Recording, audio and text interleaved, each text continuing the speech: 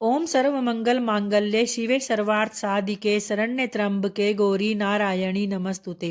ब्रह्मा रूपे सदानंदे परमानंद स्वरूपिणी द्रुत सिद्धि प्रदे देवी नारायणी नमस्तुते। शरणागत दीनार्थ परित्राण परायण सर्वस्या अर्ति हरे देवी नारायणी नमस्तुते। हे करुणामयी जगत जननी आनंद वैसने महिमा आपकी सदा जय हो। हे अम्बे, पंखहीन पक्षी और भूख से पीड़ित बच्चे जिस प्रकार अपनी माँ की राह देखते हैं, तो उसी प्रकार मैं आपकी दया की प्रतीक्षा कर रहा हूँ। हे अमृतमयी माँ, आप शीघ्र ही आकर मुझे दर्शन दे, मैं आपका रहस्य जान सकूं, ऐसी बुद्धि मुझे प्रदान करे। जय माता रानी की भक्तों, आप सबका सुनीता भक्ति चैनल में हार्दिक स्वागत है। माँ दुर्गेश्वरी की कृपा आप और आपके समस्त परिवार पर बनी रहे। भक्तों, आज है 21 मार्च 2026 और दिन है शनिवार का। तो आज है चैत्र नवरात्रि का तीसरा दिन। तो आप सभी को चैत्र नवरात्रि के तीसरे दिन की हार्दिक शुभकामनाएं। चैत्र नवरात्रि के तीसरे दिन माँ दुर्गा के स्वरूप माता चंद्रघंटा की पूजा की जाती है। तो माँ चंद्रघंटा की कथा की वीडियो हमारे चैनल पर अपलोड हो चुकी है, अगर आप देखना चाहते हो तो देख सकते हो।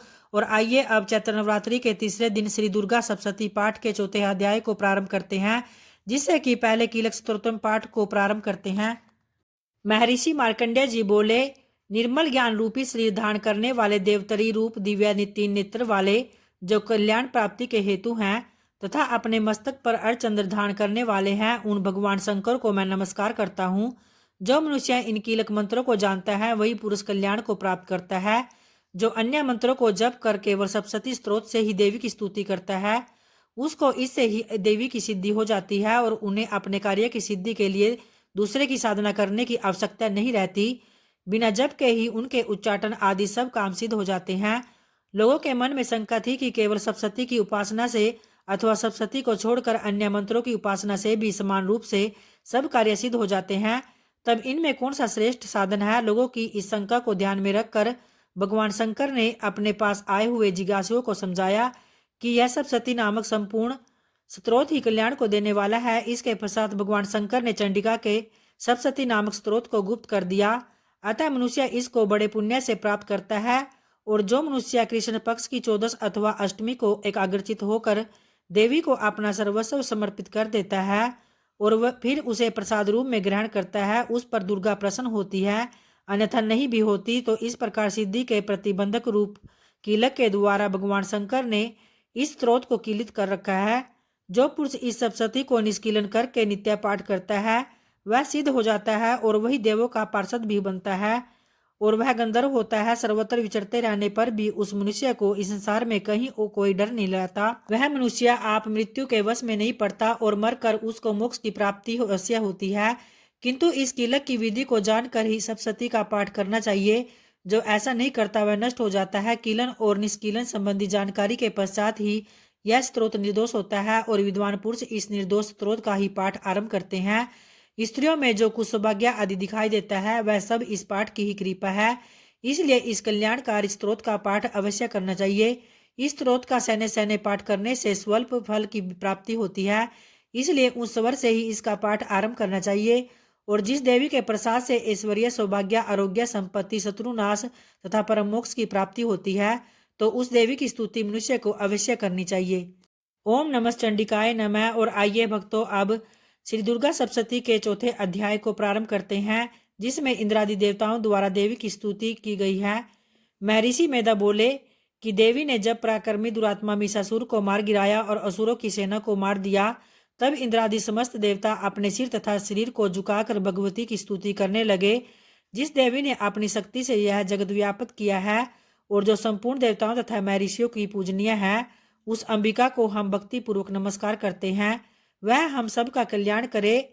जिस अतुल प्रभाव और बल का वर्णन भगवान विष्णु शंकर और ब्रह्मा जी नहीं कर सके, वही चंडिका देवी इस संपूर्ण जगत का पालन करे और अशुभ भय का नाश करे।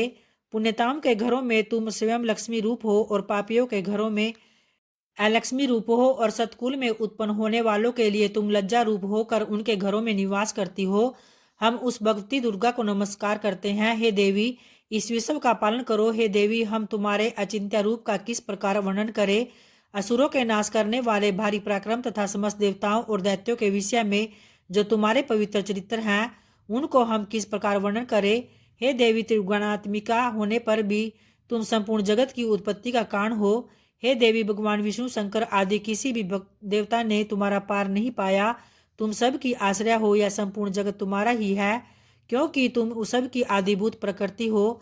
हे देवी, तुम्हारे जिस नाम के उच्चारण से संपूर्ण युगों में सब देवता तृप्ति लाभ करते हैं, वह स्वाहा तुम ही हो।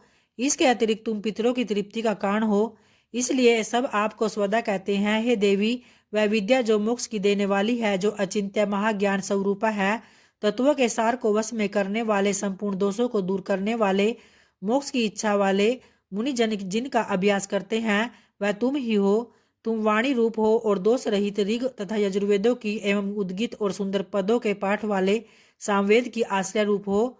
तुम भगवती हो, इस विश्व की उत्पत्ति एवं पालन के लिए तुम वार्ता के रूप में प्रकट हुई हो, और तुम संपूर्ण संसार की पीड़ा हरने वाली हो। हे देवी, जिससे सारे शास्त्रों को जाना जाता है, वह मेधा शक्ति तुम ही हो, और दुर्गम भवसागर से पार करने वाली नौका भी तुम ही हो। लक्ष्मी रूप से विष्णु भगवान के हृदय में निवास करने वाली और भगवान महादेव द्वारा सम्मानित गौरी देवी तुम ही हो। मंद मुस्कान वाले, निर्मल पूर्ण चंद्र भीम के समान और उत्तम सुवर्ण वाले मनोहर कांति से कमनिया तुम्हारे मुख को देखकर भी महिषासुर क्रोध में भर गया। यह बड़े आश्चर्य की बात है। और हे देवी, तुम्हारा यही मुख जब क्रोध से भर गया तो उदय काल के चंद्रमा की भांति लाल हो गया और तनी हुई बाहों के कारण विकराल रूप हो गया। उसे देखकर भी महिषासुर के शीघ्र प्राण नहीं निकल गए। यह बड़े आश्चर्य की बात है। आपके कुपित मुख के दर्शन करके भला कौन जीवित रह सकता है। हे देवी, तुम हमारे कल्याण के लिए प्रसन्न हो। आपके प्रसन्न होने से इस जगत का अभ्युदय होगा, और जब आप क्रुद्ध हो जाती हो तो कितने ही कुलों का सर्वनाश हो जाता है। यह हमने अभी अभी जाना है कि जब तुमने महिषासुर की बहुत बड़ी सेना को देखते देखते मार दिया था। हे देवी, सदा अभ्युदय प्रताप देने वाली तुम जिस पर प्रसन्न हो जाती हो, वही देश में सम्मानित होते हैं, और उनके दान यश की वृद्धि होती है। उनका धर्म कभी शिथिल नहीं होता, और उनके यहाँ अधिक पुत्र पोत्रियां और नौकर होते हैं। हे देवी, तुम्हारी कृपा से ही धर्मात्मा पुरुष प्रतिदिन श्रद्धापूर्वक यज्ञ करता है और धर्मानुकूल आचरण भी करता है। उनके प्रभाव से स्वर्गलोक में जाते हैं, क्योंकि तुम तीनों लोकों में मनोवांछित फल देने वाली हो। हे माँ दुर्गे, तुम समरण करने पर संपूर्ण जीवों के भय को नष्ट कर देती हो, और स्थिर चित्त वालों के द्वारा चिंतन करके उन्हें और अत्यंत मंगल देती हो। हे दारिद्र दुख नाशनी देवी, तुम्हारे सिवा दूसरा कौन है। तुम्हारा चित्त सदा दूसरों के उपकार में लगा रहता है। हे देवी, तुम शत्रुओं को इसलिए मारती हो कि उनके मारने से दूसरों को सुख मिलता रहे। वह चाहे नरक में जाने के लिए चिरकाल तक पाप करते रहे हो, किंतु फिर भी तुम्हारे साथ युद्ध करके सीधे स्वर्ग हो जाए, इसलिए तुम उनका वध करती हो। हे देवी, क्या तुम दृष्टिपात मात्र से समस्त असुरों को भस्म नहीं कर देती। अवश्य ही कर सकती हो, किंतु तुम्हारे शत्रुओं को शस्त्रों से द्वारा मारना इसलिए है कि शस्त्रों के द्वारा मरकर वे स्वर्ग को जावे। इस तरह से हे देवी, उन शत्रुओं के प्रति भी तुम्हारा विचार उत्तम है। तुम्हारे उग्र खड़ग की चमक से और त्रिशूल की नोक की कांति से किरणों से असुरों की आंखें फूट नहीं गई।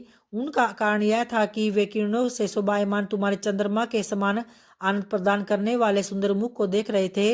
हे देवी, तुम्हारा शील बुरे वितांत को दूर करने वाला है, और सबसे अधिक तुम्हारा रूप है, जो न तो कभी चिंतन में आ सकता है और न ही जिसकी दूसरों से कभी तुलना ही हो सकती है। तुम्हारा बल व पराक्रम शत्रुओं का नाश करने वाला है। इस तरह तुमने शत्रुओं पर भी दया प्रकट की है। तुम्हारे बल की किसके साथ बराबरी की जा सकती है, तथा शत्रुओं को ब्याह देने वाला इतना सुंदर रूप भी और किसका है। हृदय में कृपा और युद्ध में निष्ठुरता, यह दोनों बातें तीनों लोकों में केवल तुम्ही में ही देखने में आई है। हे माता, युद्ध भूमि में शत्रुओं को मारकर तुमने उन्हें स्वर्ग लोक में पहुंचाया था। इस तरह तीनों लोकों की तुमने रक्षा की है, तथा उन उन्मत्त असुरों से जो हमें ब्याह था, उसको भी तुमने दूर किया है।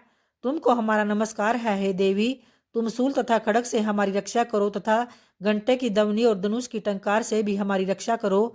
हे चंडिके, आप अपने शूल को घुमाकर पूर्व पश्चिम उत्तर तथा दक्षिण दिशा में हमारी रक्षा करो। तीनों लोकों में जो तुम्हारे सौम्य रूप है तथा गौर रूप है, उनसे हमारी रक्षा करो, तथा इस पृथ्वी की भी रक्षा करो। हे अंबिके, आपके कर पल्मों में जो खड़ग शूल और गदा आदि शस्त्र शोभा पा रहे हैं, उनसे हमारी रक्षा करो। तब मैं ऋषि बोले कि इस प्रकार जब सब देवताओं ने जगत माता भगवती की स्तुति की और नंदनवन में पुष्पों तथा गंध अनुलेपनों द्वारा उनका पूजन किया, और फिर सब ने मिलकर जब सुगंधित दिव्य धूप द्वारा उनको सुगंधि निवेदन की, तब देवी ने प्रसन्न होकर कहा कि हे देवताओं, तुम सब मुझसे मनवांछित वर मांगो। तब देवता बोले, हे भगवती, तुमने हमारा सब कुछ कार्य कर दिया है, अब हमारे लिए कुछ भी मांगना बाकी नहीं रहा, क्योंकि तुमने हमारे शत्रु महिषासुर को मार डाला है।